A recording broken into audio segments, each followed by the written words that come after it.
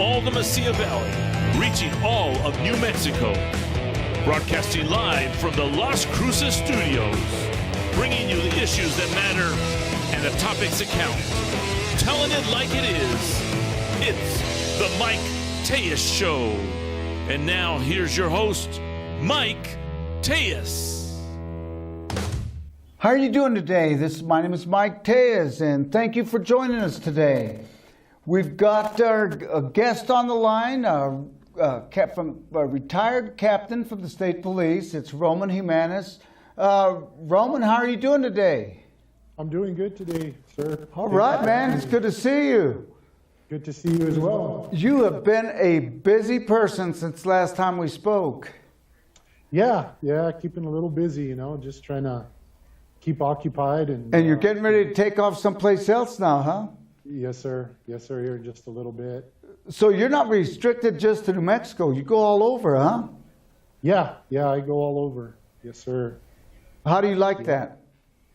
Yeah, it's nice. It's, when a state like this is locked down and you can't go eat at a restaurant. Or, exactly. It's kind of nice to get out to other places that are a little more open. Is that right? You've noticed that, sir. Huh?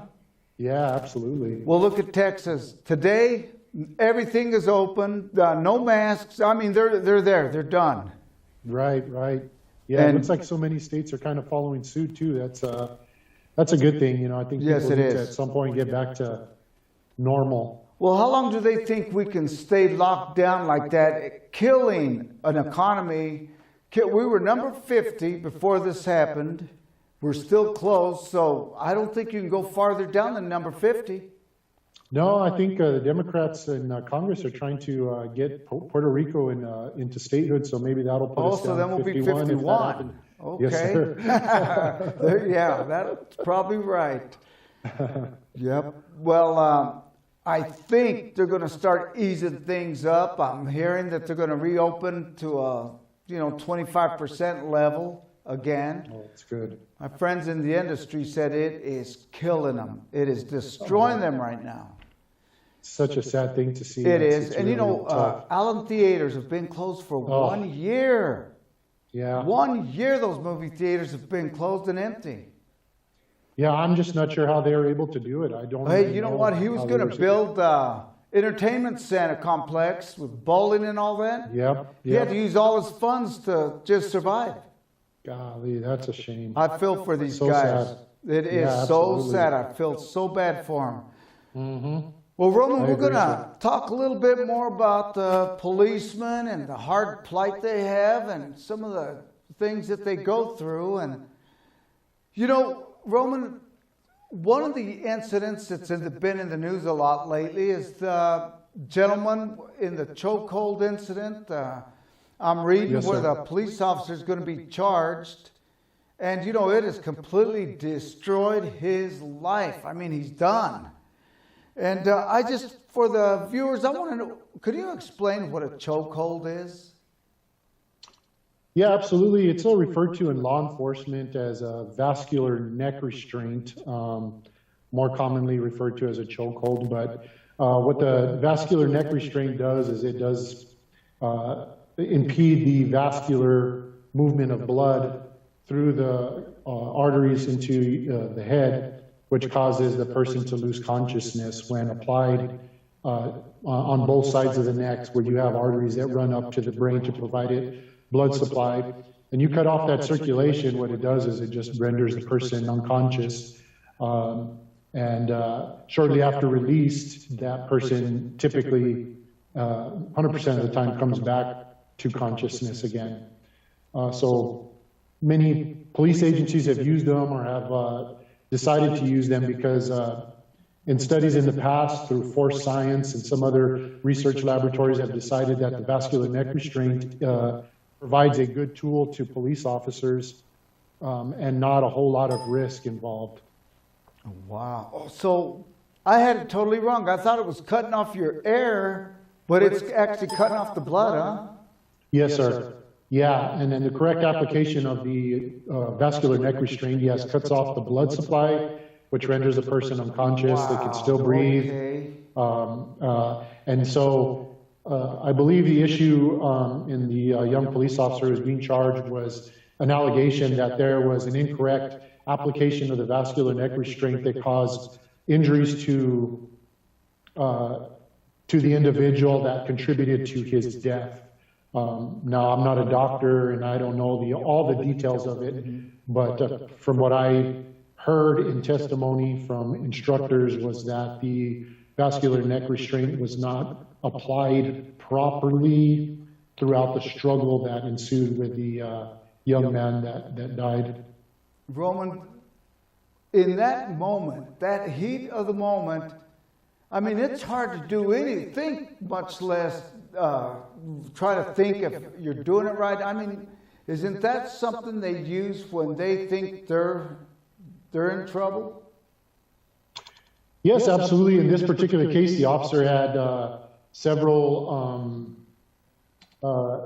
issues that arose throughout the encounter with this young man, and in the application of the uses of force and the escalation of the use of force according to the officer, based off of what he saw and felt at the time, and what he was taught in training, that the vascular neck restraint was a good option to provide him control over the subject without injuring himself or the subject. And from what I further understand, the subject that was deceased was also possibly reaching into his pocket as the officer continually told him not to.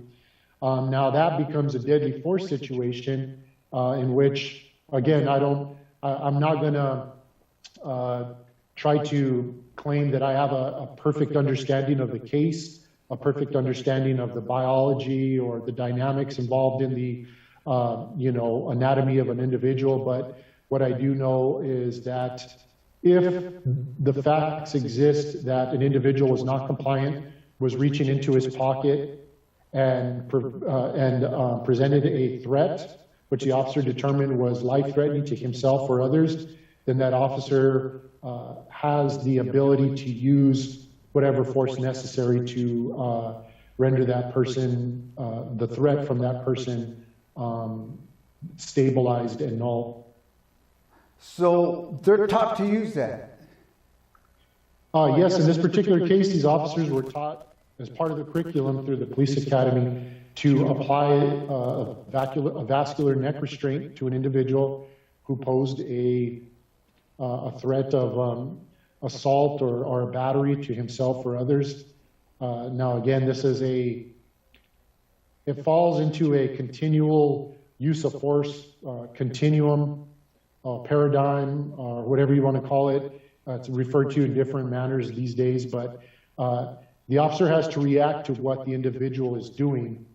According to that threat, has to use a use of force tool or application that will allow him to gain control of that individual and their actions. You know, I'm having a hard time understanding how they can teach you something and then charge you for killing someone and firing you and suing you. And I'm trying to understand how they can do that part if they taught you that, if it's you or him, that's a means of survival. Why is it that they would charge him with such a harsh crime then? Well, it's a difficult thing really to understand for myself, because from what I understand, the incident was already dealt with by the administration, by the police, by the Las Cruces Police Department and the administrative staff in city government that saw the incident and had already dealt with it. Then I think that was that became an issue after the George Floyd case in Minneapolis. Now, again, I'm just, from what I kind of understand from what's going on, I may not be completely accurate, but from what I understand, it was re-examined. The case was re-examined. The officer was then terminated, and that led to the district attorney feeling like he needed to charge the officer with a crime and move it forward. And you're correct in your assumption that it's difficult to understand how an officer could be taught a particular tool or an application of force that will assist him in his job, go out and try to apply that hold in a real case scenario. Now, again, when you're in a controlled environment and I'm sitting in a training facility and an instructor comes behind me and applies a vascular neck restraint to me and cuts off the circulation and I'm not fighting back, well, then that's a controlled environment. Right. So Mike, you're very accurate when you said that it's difficult because when you have the dynamics of a real life fight with an individual who's on drugs, whose heart rate is already at a high level, Right. breathing and blood pressure and everything else is at a exaggerated rate, and then you apply a hold to him, or you use this application, and then something bad arises, that's difficult. It's difficult for me to understand the situation completely without maybe having more facts available to me, but it is difficult because people see it all the time. I mean, you watch mixed martial arts, you watch the UFC, these vascular neck restraints are applied from different angles, from different positions, from individuals that are fighting back, that are trying not to go unconscious, that are doing their best to get out of these holds, and sometimes go unconscious or sometimes have to tap out, but there has not been a death attributed to that vascular neck restraint that I know of in mixed martial arts. And these are people that are fighting at a high level, that are struggling to get out of these holds. And these are chokeholds that are, and vascular neck restraints that are applied from the front, from the rear, from the side, with arms in, using their legs to apply a chokehold or a vascular neck restraint. Yeah. So, you know, when you look at that, it's hard to understand the dynamics of what actually happened with that individual and what caused this. Absolutely. And you know what? The adrenaline is rushing, and we're talking about seconds and minutes right here, and you got to think fast. Yeah, absolutely. I think it's 23 to 25, 28 seconds before a person is rendered unconscious from a vascular neck restraint. My goodness. Which leads to millions of dollars paid out to somebody who's breaking the law, running from the law. And I have a hard time understanding how we could pay out so much money to somebody who is already on the wrong side of the law. Right, absolutely. And law enforcement is a business, Mike, and when you present a liability to an agency, you're a lot of times you're going to find yourself on the outside looking in, trying to defend yourself and fight for your freedom and your life, like this young officer is going to have to do and is doing right now to try to, get himself out of this mess. Oh my goodness, and where will he ever work? And how will his life ever be remotely normal ever again? They destroyed a person who was doing his job. And I don't know if I could call it an accident, but I'm sure that the guy didn't intend on killing that guy that day. He was intending to survive, to apprehend him, and that it's not like if that was his intentions. Absolutely. So I can guarantee with 100% certainty, that young officer did not go out that day and arbitrarily decide that he was going to kill somebody with a vascular neck restraint. Yeah. There was no way that it's just instinctively comes to you when you're in that situation. Absolutely. Wow. Absolutely. And so are they going to prohibit them from using that, or is it gone? Is it not used anymore? From what I understand, it was shortly after that the Las Cruces Police Department removed that particular technique from their curriculum and from the use of from their officers utilizing that technique. Wow. My goodness. And so they got to learn something to survive, and good luck doing that. Well, when we come back, we're going to talk a little bit more to Roman about different areas and see what we can come up with here. So join us on the Mike Tellez Show. My name is Mike Tellez.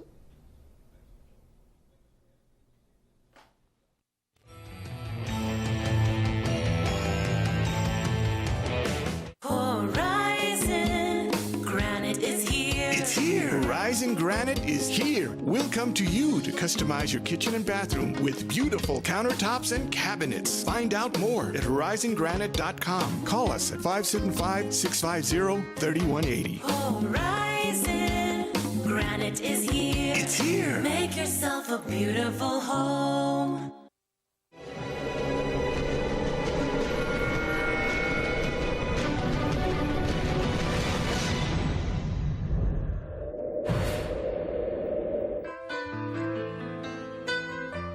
Hi, I'm Ray Bamberg with Here on Earth. I would like to invite you for a free hearing evaluation to our office. We've been here in southern New Mexico for 34 years helping people hear better.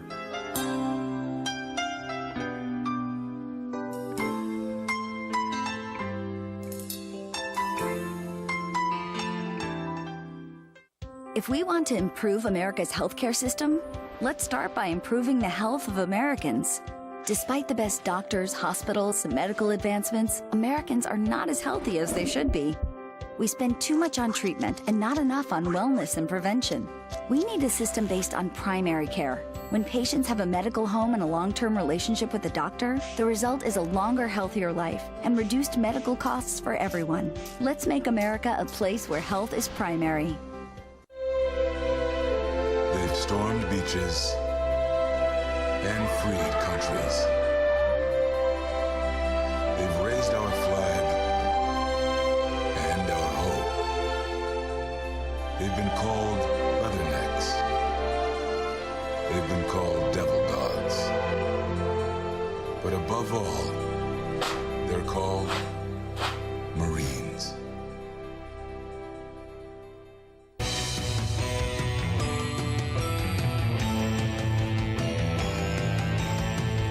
Welcome back. My name is Mike Tellez, and we're here joined with Roman Jimenez. Roman, you know that I was looking at the crime index for Las Cruces, and we're at a 7% out of 100, 100 being the safest. Now, with things going against the police department, they want to defund them, they've kind of villainized them. You know, if we're at 7%, before that incident, before all of this came up, my goodness, we can only drop lower. Yeah, definitely is not the ideal place you want to be. You know, we obviously need to figure out a strategy. And when I say we, it's a collective. I mean, the public has to be to a point where they recognize that something needs to be done to deal with these crimes that are plaguing the city, and the community needs to be outspoken and demand that you know, the issues be corrected, whatever they are. Right, and that the police are not the, you know, the police are not the enemy, but if you watch the news enough, you'll think they're the enemy, and my goodness, I want to see who they call when they're in trouble and need help. Right. You're I exactly spoke right. to the former police chief. He told me that 98% of the crime in Las Cruces is drug related, and 50% of that is mental health. And Yeah, I understand. It doesn't surprise me. That's what I was going to say. It doesn't surprise me that those stats are there. amazing, amazing. Oh, you know what? I don't know if I've ever met anyone that didn't have a family member or relative who had a drug issue. Right. And it's getting bad over here. Yeah, it's getting bad. It's getting bad all over the state. You know, now obviously there's hundreds of millions of dollars that are pumped into state and local governments to try to assist individuals with this disease of drug addiction and alcoholism. And, you know, with any bureaucracy, there's inefficiencies. And, you know, we've put government in charge of trying to fix our drug problems in our communities and fix the crime problems in our communities. And they have been very inefficient at doing it. We've tried to, you know, the perspective that all drug addicts are victims is the issue that causes us our problems in our communities.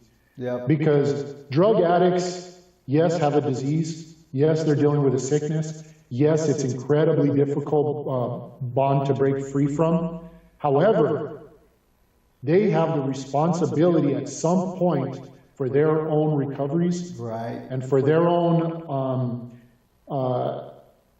adherence to the law and their contribution to society. So still a choice. At some point, now we understand that drug dealers and the supply portion of this is definitely something that we consistently need to target and deal with. But from what I've seen and dealt with throughout my career in drug investigations is that at some point, the user must be accountable for their actions.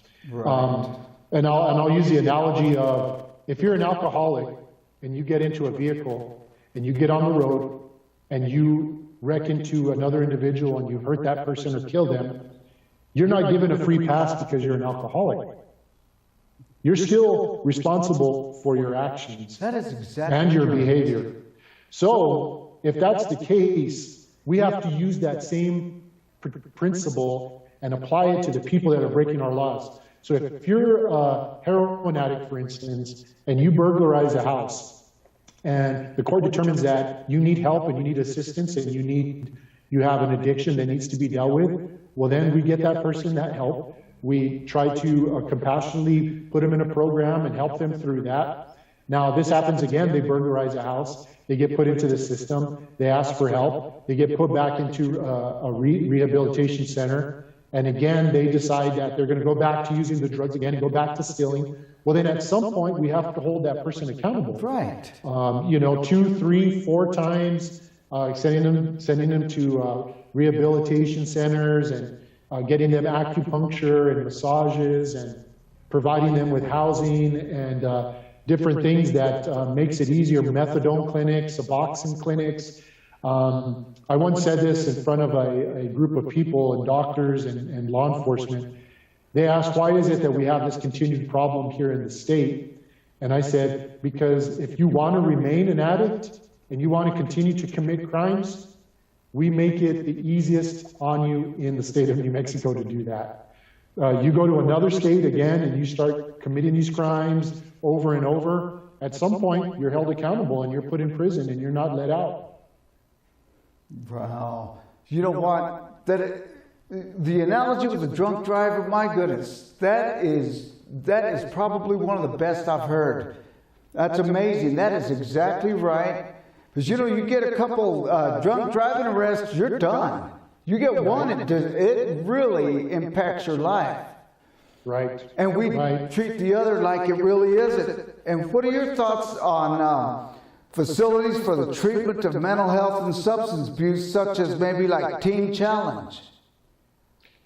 Yeah, absolutely. There's so many nonprofit organizations out there that do such an outstanding job, that have such a great success rate in the treatment of individuals that are dealing with substance abuse problem. But the main issue is 10% addiction and 90% emotional, spiritual, and physical. Right.